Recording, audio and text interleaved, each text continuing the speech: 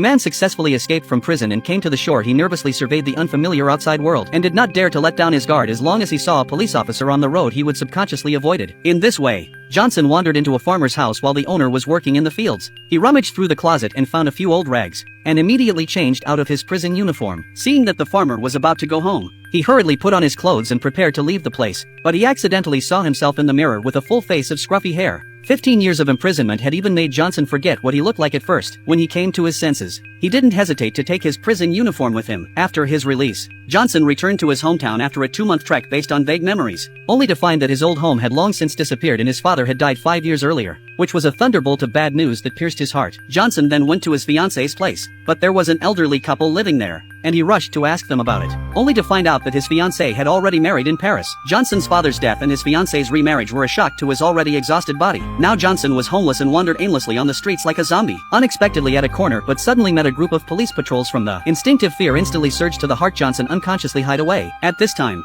a prisoner took the opportunity to escape and the two chased each other just to Johnson's front. Eventually, the prisoner was knocked to the ground and was punched and kicked. Watching the policeman's evil behavior made Johnson think of himself in prison, so he rushed straight to the police and punched over the police to vent his anger. After the prisoner begged him to take the key from the police officer and successfully opened the lock for him. Unbeknownst to him, it was this inadvertent act of kindness that would completely rewrite Johnson's life in the future. The rescued prisoner followed Johnson closely, but he didn't move, no matter how hard he tried to drive him away. At that moment, a group of police patrols suddenly appeared in front of them, so they had no choice but to hide in the carriage and talk to each other. Learning that the man's name was Andy, who had been caught smuggling alcohol on the beach, to Johnson's surprise, Andy had a freighter out at sea, and because of the chaos, the captain and crew had abandoned the ship, leaving only a mute to guard it. So after leaving the city, the two of them went to the boat without stopping and then fled the town without hesitation. Andy, as a smuggler, knew nothing about sailing, and Johnson was the only one who knew how to navigate, providing the coordinates of his hometown. But Andy never dreamed that the man who saved his life had another agenda. Johnson lied that there was a storm coming and they had to dock temporarily,